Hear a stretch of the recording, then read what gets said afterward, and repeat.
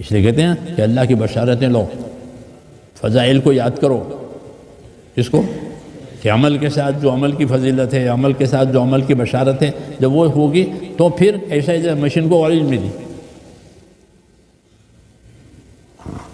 کہ مجھ کو اللہ یہ دینے والے ہیں، تو وہ کیوں پیچھے رہے گا؟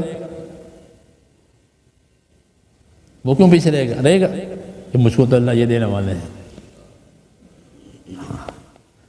وہی یقین ہے، وہی اللہ تعالیٰ سے امید ہے، یقین کی وجہ سے اس لیے پیچھے نہیں رہتے۔ یہی صحابہ کا طریقہ تھا کہ وہ سمجھتے ہیں مجھے اس پر کیا ملے گا، جب مجھے اس پر ملنے والا ہے تو پیچھے کیوں رہوں، تو پیچھے نہیں رہتے۔ وہ یہی اللہ تعالیٰ چاہتے ہیں کہ تم میں سے ہر ایک کے لیے درجے ہیں،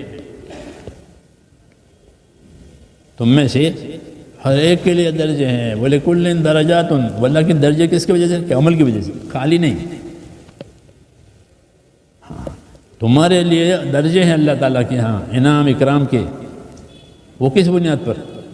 کہ عمل کی بنیاد پر، ذمہ داری کی بنیاد پر، کہ انہوں نے ذمہ داری پوری کی ہے، یہ ذمہ داری پوری کی ہے، یہ ذمہ داری پوری کی ہے، کہ ان کے لیے اس کے لیے درجے ہیں۔ اس کو اللہ ضائع اور برباد نہیں ہونے دیں گے۔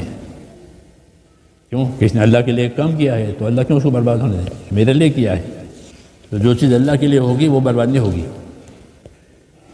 ہاں جو چیز اللہ کے لیے نہیں ہے، کوئی اور غرض کے لیے ہے، کہ پھر اللہ کو اس کی پرواہ نہیں ہے۔ اس لیے میرے دوستو، دین جو ہے وہ تو ذمہ داریوں کا نام ہے۔ کس کا نام ہے؟ دین۔ دین کا ترجمہ عربی زبان میں ہوتا ہے بدلہ۔ دین، دال یہ نون،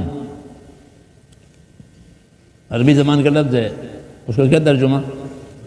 بدلہ۔ یہ دین ہوا کہ اس کا بدلہ یقینی ہے، اور دین بگاڑا کہ برا بدلہ بھی یقینی ہے۔ دین ہے بدلے کا نام، کوئی بگاڑ کر کرے، کوئی صحیح کرے، جی ہاں، یا نہ کرے، کہ نہ کرے تو اس کے لیے تو کوئی بدلہ ہی نہیں ہے، اس کے لیے تو سزا ہی سزا ہے۔ اس لیے کہا کہ دین تو بدلہ کا نام ہے، وہ بدلہ ہوتے ہیں اپنے اپنے عملوں کے۔ دنیا کو اللہ نے دارالعمل بنایا ہے۔ کیا بنایا؟ یہ عمل کا میدان ہے، کرو، کون آگے آتا ہے؟ کون آگے آتا ہے؟ سابقو، آگے بڑھو، فرمایا سابقو، آگے بڑھو، آگے بڑھو، تو نہیں بڑھتا آگے۔ ہاں، یہ کیوں نہیں بڑھتا؟ کہ اس کا نفس گھبراتا ہے اندر سے، اس کا نفس اندر سے ڈرتا ہے۔ جب چھوٹا بچہ ڈرے نہانے سے، کپڑے بدلنے سے، بال کٹوانے سے، ناخن کٹوانے سے، اسکول مدرسے میں جانے سے، جتنی مصلحت کی چیزیں ہیں وہ سب سے گھبراوے، اور اس کو کھانے کھیلنے پہ چھوڑ دو تو پھر کوئی بات نہیں، وہ کھاتا کھیلتا رہے گا۔ ہوتا ہے نا، بچے کو چھوڑ دو تو کھایا کھیلا، بس کھیلا پھر کھایا، لیکن اس کو ایسے چھوڑتے نہیں ہیں، وہ تو برباد ہو جائے گا، تو اس کو لگاتے ہیں۔ ایسے میرے دین کا کام ہے کہ آدمی کا نفس تیار ہوتا نہیں ہے، اس کو تیار کرنا پڑتا ہے۔ ہمارے حضرت شیخ فرماتے رحمۃ اللہ، کسی نے کہا کہ دل نہیں لگتا، تو فرمایا کہ دل تو باولا ہے،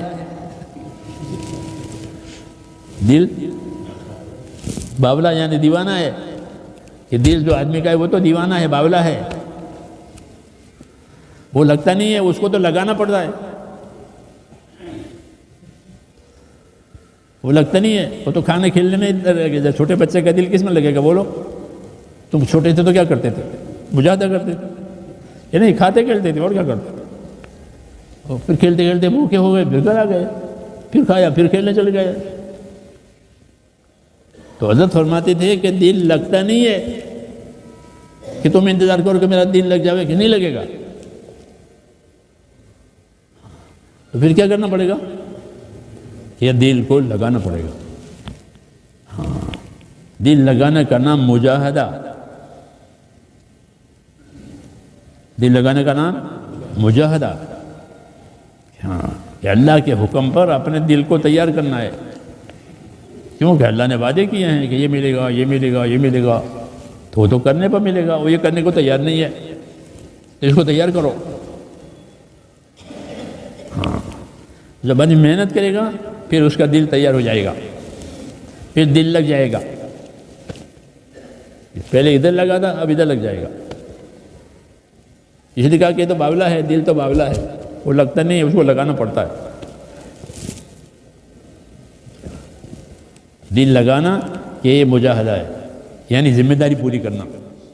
زبانی ذمہ داری پوری کرتا رہے گا کہ بعد پھر اللہ تعالیٰ اس کے دل کو لگا دیں گے۔ دل اللہ کی انگلیوں کے بیچ میں ہے حدیثوں میں، تو پھر لگا دیں گے اور انعام دیں گے، والذین جاہدوا فینا لنہدینہم سبلنا، کہ جو ہمارے راستے کی محنتیں کریں گے ہم اپنے راستے کی ہدایت ان کو دے دیں گے۔ بس جس کو ہدایت ملی وہ جنت میں جائے گا،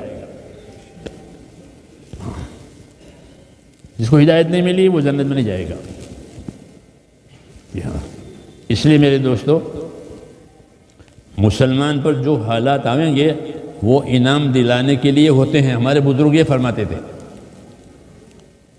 بیماری آئی تو وہ بھی انعام دلائے گی، غریبی آئی تو وہ بھی انعام دلائے گی، دوسری کوئی تکلیف آئی تو وہ بھی انعام دلائے گی۔ جس کو کانٹا لگا، حدیث میں ہے کہ کانٹا لگا تو کانٹا لگنا بھی وہ بھی انعام دلائے گا۔ حدیثوں میں یہ کانٹا لگ گیا، کہ کانٹا لگنے پر بھی اللہ اس کو انعام دیں گے۔ کوئی چیز کھو گئی تھی، اس کے تلاش کرنے میں پریشان ہوا، پھر مل گئی، کبھی چابی کھو گئی، چابی کہاں ہے، چابی کہاں ہے، چابی کہاں ہے، پھر مل گئی، تو حدیث میں جو اتنے دن یہ پریشان ہوا اس پر بھی اس کو ثواب دیں گے۔